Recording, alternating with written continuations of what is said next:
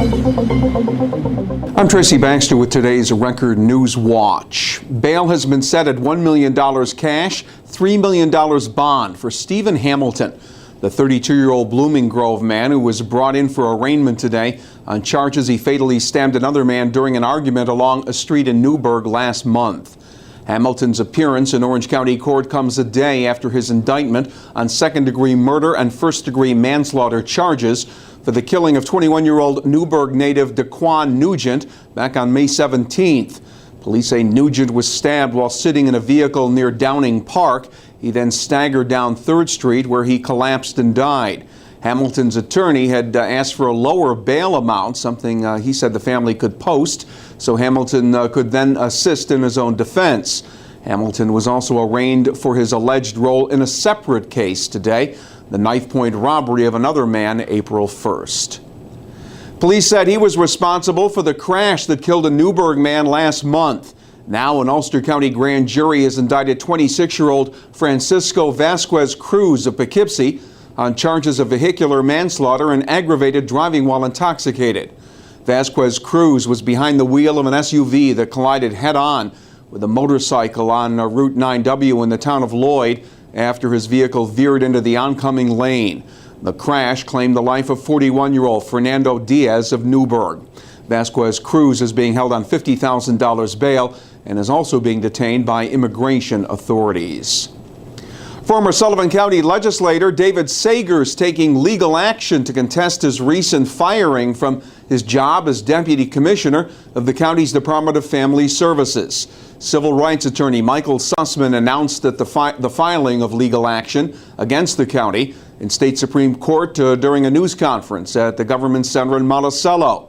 Sussman contends that Sager was fired from the $76,000 a year position because of whistleblower disclosures he'd made regarding long-standing department cases. What the complaint alleges is that there were some cases, several cases certainly, that David became aware of, which had not been properly handled within the Department of Family Services, and which, by failing to properly handle them, endangered children and subjected them to situations which were perilous. That when David raised those derelictions of duty, deviations from normal processing of cases with those who he needed to raise that with, including the commissioner, the response was his termination. Sussman says what are commonly sought in these type of lawsuits is reinstatement, back pay, attorney's fees, and compensatory damages. Family Services Commissioner Randy Parker had said Sager was let go because of his inexperience in the field of social services and that the position was more than what he was qualified for. Sussman today suggested his client's firing was driven by a, quote, impermissible motive. Governor Cuomo has directed that flags on state government buildings be flown at half-staff Friday in honor of 3 New Yorkers killed last weekend in Afghanistan, among them Major Jamie Leonard, a West Point graduate and 1992 graduate of Warwick Valley High School, killed by a man in an Afghan Army uniform on an Afghan National Army base. Major Leonard's body was scheduled to arrive this afternoon at Dover Air Force Base in Delaware. The goal is to prevent what happened around here after Superstorm Sandy, when massive long-term power outages brought drivers into Orange and Ulster counties in search of gasoline, draining supplies at many area local gas stations. Well, now comes word the state will help hook up more than 1,500 gas stations in the New York metropolitan area with generators through a $17 million federally funded program. Among the list of stations that must be outfitted with generators, the pumps at the Ramapo Service Center on the Thruway in Sloatsburg. Stations in strategic locations in the 9 targeted counties, including Rockland and Westchester, must be wired with a transfer switch for an emergency generator by next April. Elsewhere, a Chester-based metal casting company has been hit with a hefty fine for failing to correct a number of major safety violations.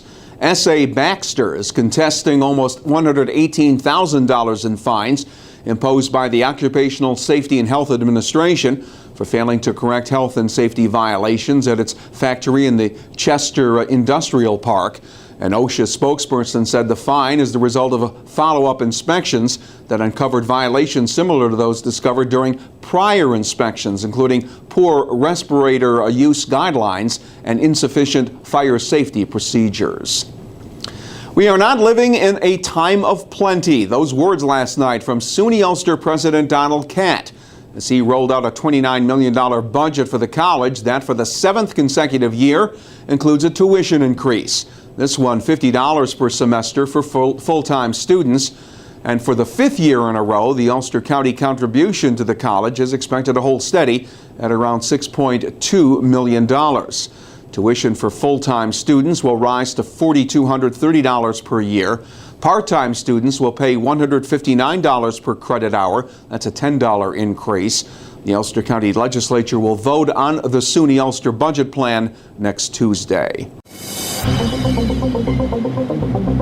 Sounds like we'll be dealing with a lot more rain after today's nice weather. Thursday will be cloudy and rainy with heavy shower activity at times predicted. The highs will be around 70 degrees. Friday will be mostly cloudy with a chance of late-day thunderstorms and temperatures in the middle 70s. You'll get the latest news and weather information right here at Record Online. And stay on top of all that's happening by starting your day with the Times Herald Record. For Record Newswatch, I'm Tracy Baxter.